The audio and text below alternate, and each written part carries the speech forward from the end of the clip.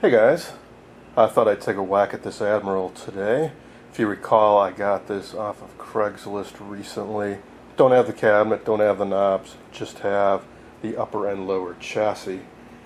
And I was curious to see if I could get it running with a minimal of effort, just well enough to verify that all the major components are functioning. I already tested the CRT, which had been replaced in '56, and it's okay, not great, but just into the green. And we took a peek underneath and found a charred resistor and one that was crumbling, and some of the paper caps were oozing a bit, but nothing catastrophic.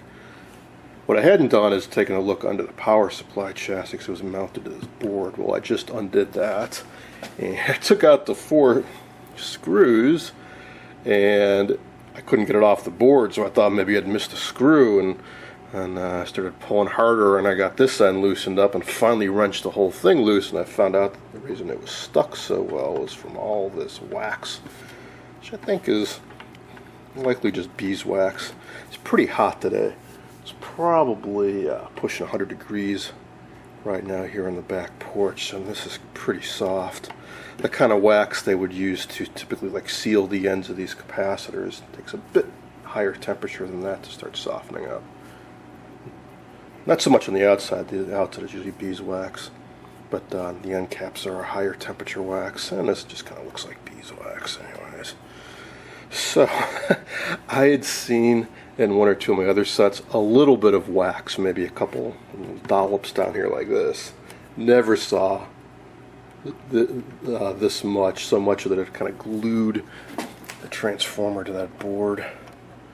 So I'm surprised that inside these transformers there's that much wax, because I'd popped the cans off of one of these before to repaint it, and I don't recall there being like a 1/4 cup of beeswax inside there, but well, so be it. Anyways, underneath it doesn't look too bad. The filter caps have not blown out. They aren't oozing electrolyte, so it's a promising sign. So I really like to power this up without recapping it. So I'll do a controlled power up, the usual deal.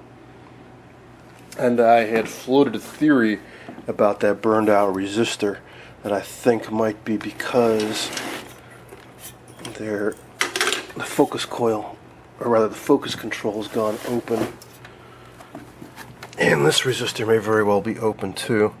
So this resistor that's gone white is in parallel with this stuff, so it's certainly worth checking. I mean, obviously the coating on this is gone, and it's got that green corrosion which usually makes these go open, and I've seen in a couple other sets of this go open as well. So first I'm going to do is measure this and see if it actually is bad or just discolored. If it is bad, I'll replace it. I'll check this, replace it if it's bad, check that if it's open, replace it. And the 5u4 rectifier got knocked out, and the pins got bent over in the base, or rather the key broken off, so I'll dig up a replacement 5u4 and clean out some space on the workbench and bring this inside and see what happens. Because the power supply in this set relies on the field coil in the speaker to act as a filter, I'm going to need to use some sort of field coiled speaker to try powering this set up. Here's the one that came with it, which is in miserable shape, but I figure rather than pull one out of one of my other sets, how about I just try patching this one up?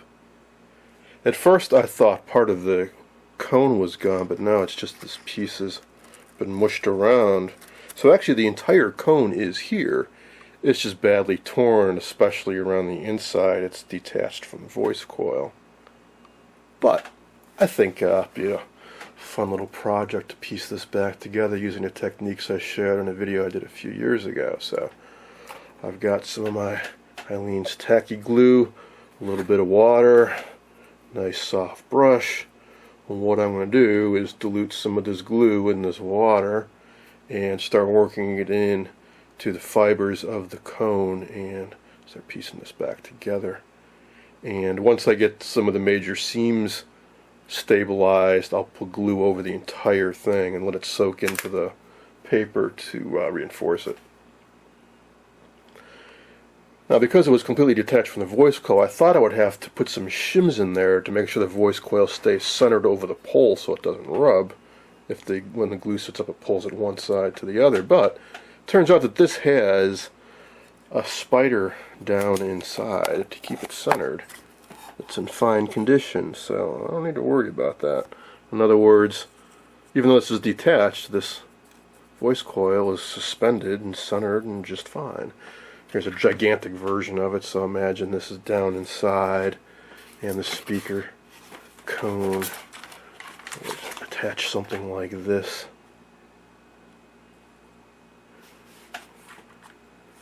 Older speakers, the spider's up on top, and there's nothing down below. I've got an old speaker I can show you what I'm talking about. Here's another speaker I got recently. You'll be seeing more about this when I get back to my Philco 60MB. I picked up an entire spare Philco chassis with speaker off of eBay, and well, here's how the speaker arrived. Obviously in terrible condition. And no, I will not be gluing this cone back together.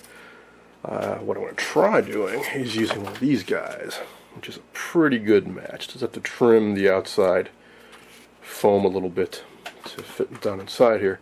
But on this type, the spider's up on top, and the voice coil is down in there, and there's where you'd want to put shims in to keep the coil of wire around a cardboard form from rubbing against the metal on the outside.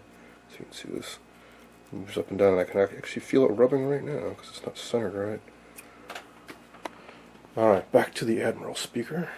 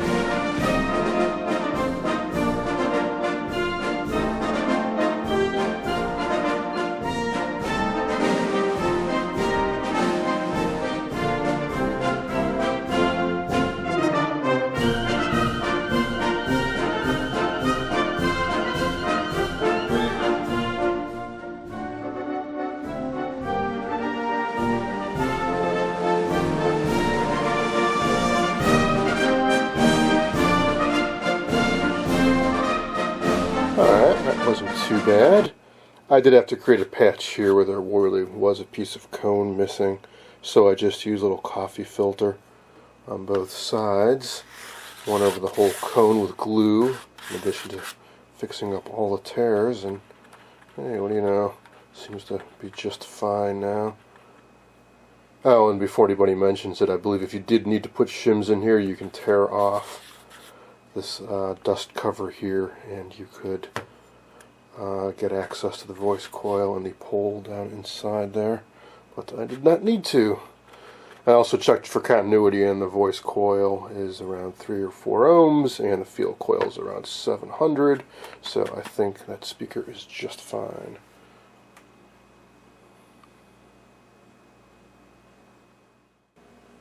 Alright, first off, let's check this fried looking resistor.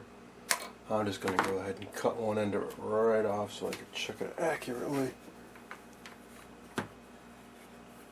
I'm guessing it's either going to read nearly open or nearly shorted.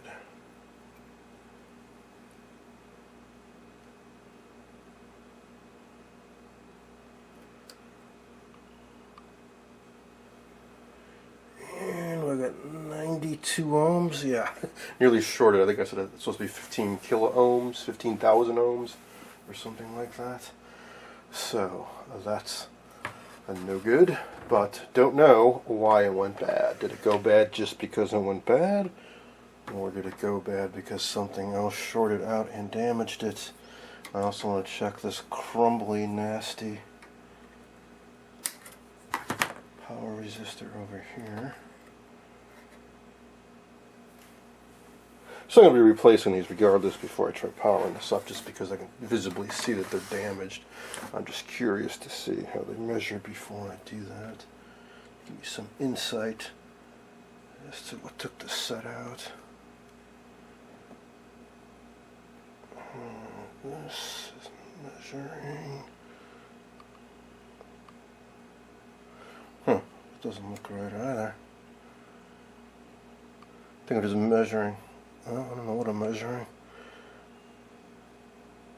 Thought this would be dead open, but it's actually measuring, it looks like 0.3K, but that's way off. That's about 100 times larger than it should be.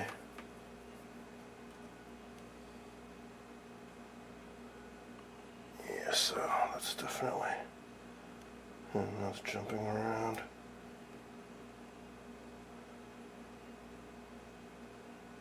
Well, it's definitely bad. So, those two will get replaced now. What about this focus control?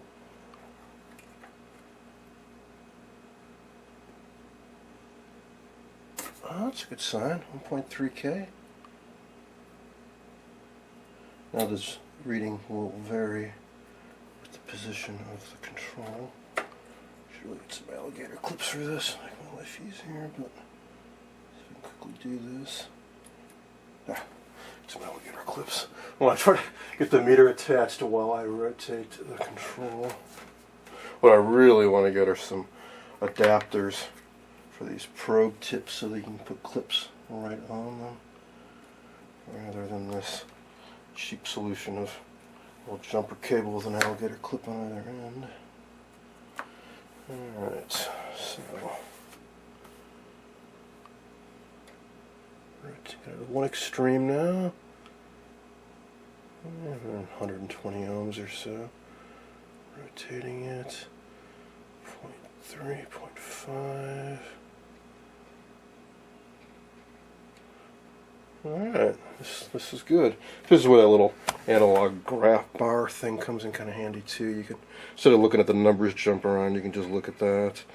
You can see how that bar clearly travels from one end to the other. And I think 3K is correct for this control. There is one spot where it does shoot across. Could be a dirty spot in there, but I'm not worried about that. My real concern was just that the control would be burned open. Alright, that'd be a bit of work to replace that. So, first order of business is to replace these two open power resistors. Okay, I've replaced both those bad resistors. Now you might be thinking, hey, that new one is way too small. Well, actually both rated for the same wattage. They're both 2-watt resistors. New ones are just smaller because the materials they use can withstand the heat better. And here's this guy, replacing that one. And I traced out the wiring, and this 3-section electrolytic here, this is, this particular suction on it is the one that goes to that resistor and that control. And I put it on my capacitor tester, and I was able to form it up. So it is not a dead short, so still don't know what caused this to go so bad, but I'm willing to take a chance on powering this up and finding out. Of course, I'll monitor that, power it up just for a brief time, and then check that resistor and see if it's getting toasty or not. But before I do that, I flip this chassis back down and take a look inside here, and gotta hook up a new power cord for sure. There are only 2 screws left holding this back on. It seems like it's not really fitting on here right. So I'm not sure what that's all about. Yeah, you can see it's really bent.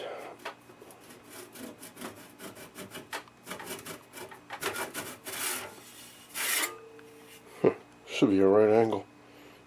Easy enough to fix if needed. Okay. Well, aside from being filthy, it doesn't look too bad, and having a fuse, it's a good sign. And somebody did not jam a larger fuse in there. Now, if you watched my earlier videos on my attempts to restore a couple other sets using similar chassis, I pulled, I think, about 8 of these out of various sets, and every single one of them was open. So I figure the odds are pretty good that this will be too.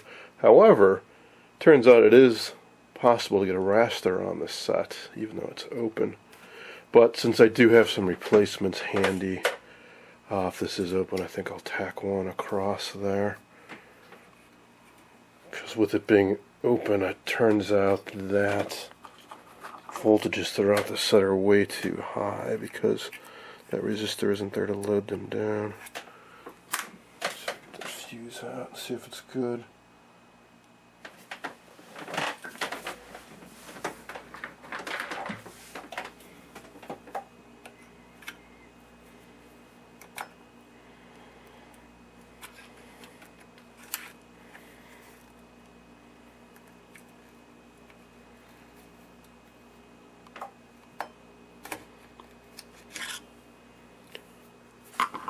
Well, looks like it's probably good, but it also looks like it may be way too high amperage because it's a pretty thick wire in there. Or maybe that was just a reflection. I don't know. I guess maybe that is kind of a thin wire. Let's see, what have we got?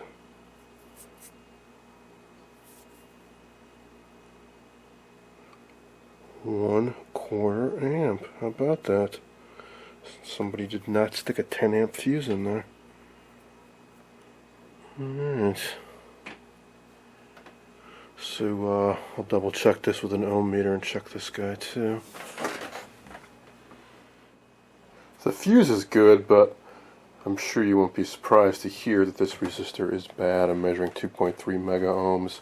It should be about 6,500 ohms. So that will get replaced.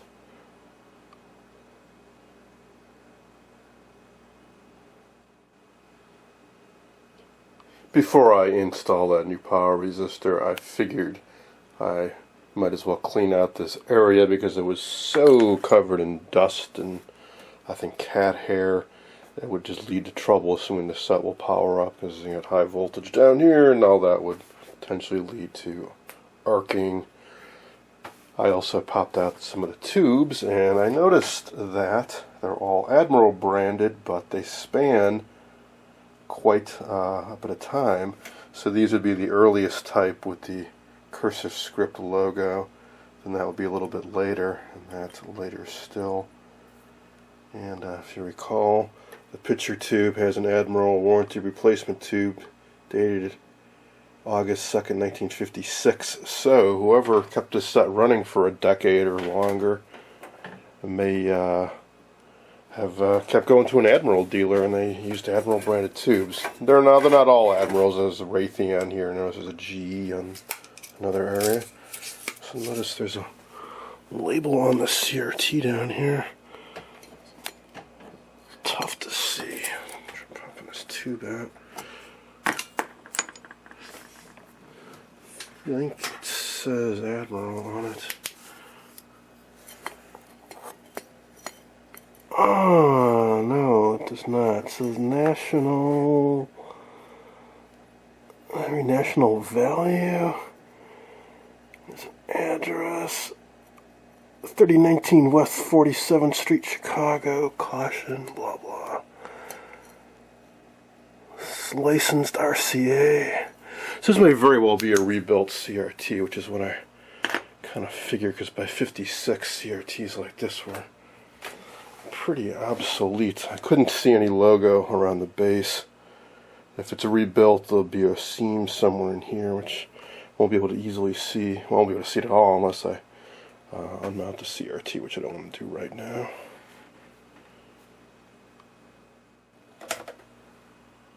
One thing I probably can do fairly easy, though, is just rotate this. So I just loosened up the strap, and while doing so, I noticed something that is very conspicuously missing, which is the bracket here that holds the CRT from sliding right out the chassis. And I am very glad that I was careful when I transported this to keep it level, because if I had tipped this forward, this pitch tube could very well have just fallen right out. There's supposed to be a metal bracket here that rubs up against the lip of the CRT and keeps it from falling out. I've got a spare or two lying around, so I can dig one up. Let's see, I think this is loose now. I'll put the camera down and see if I can rotate it. Yeah, it's certainly a nice, big, bright, colorful label. So, National Video Corporation. There's the address I'd mentioned. It's 10BP4A. A meaning it has a tinted anti-glare face, I believe. Date code 613. Not quite sure what that might mean. 13th week of 1956, maybe? Licensed by RCA.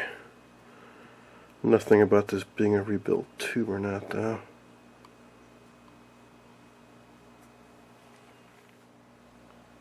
Now, I want to reuse the mounting for this p1o resistor, but as you can see, the new one is a bit shorter, so it's at the hardware store poking around to see what I can come up with. And the simplest thing I found were these little wooden toy wheels. And I figure I can use one, or if need be two, as spacers to make up the difference.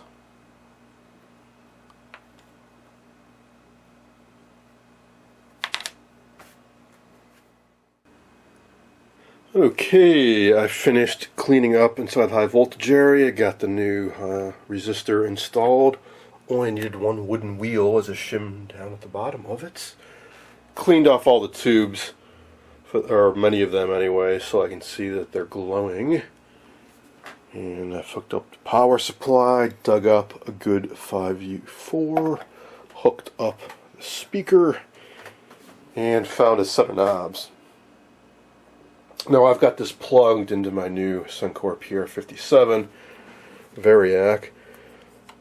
I'm not going to bother with a dim bulb setup because this has the circuit breaker built in, plus in this mode I can check the current draw rather than worry about what the exact line voltage is. So start this out, I don't know, around about here, which is probably about 40 volts or so, and turn this thing on and let's see what happens. So turn this on first, and then this, and if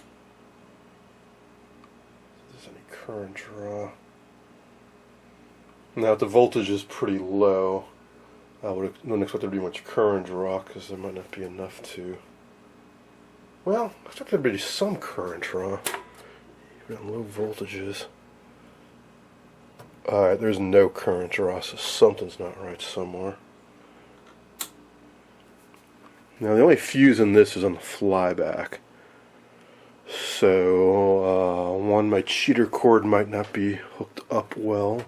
Back of the chassis, or there could be something wrong with the power switch, or there could be something wrong with the interconnect going to this chassis, so I will poke around a little bit with that stuff. I rearranged my setup a bit so I can more easily access things, so I double checked the wiring from the power switch to the AC input to this wiring harness. It all seemed okay, so right now I'm checking the power switch. Got my multimeter in continuity mode, so it beeps when there's continuity, and when I turn it on, there's no continuity. There only is when I'm at that brief point right before the detent. So if I kind of hold it right here, it's good, but otherwise it's bad.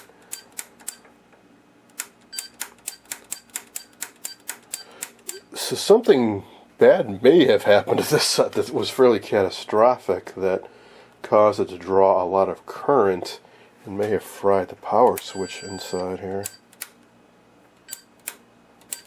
I'm going to keep working it a bit and see if I can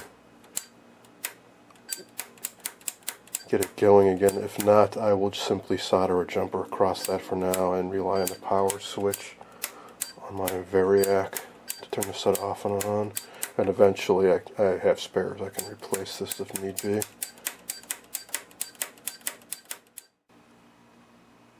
I installed a short jumper wire across the power switch, so let's give this another try.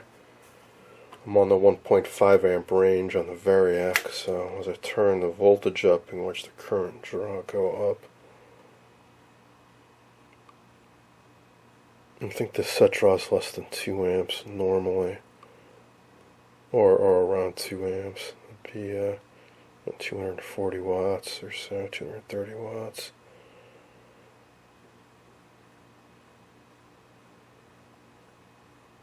Alright, so we're really getting up there with the current draw. Sort of 4 amp range, so about 1.5 amps.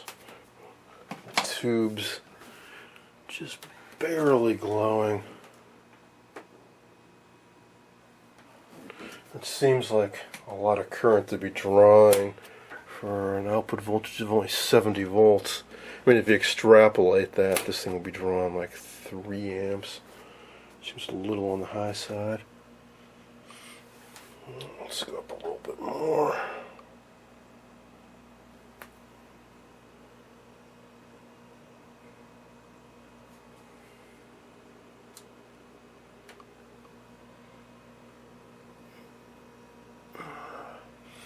I can smell kind of a burning smell, so I'll turn that off.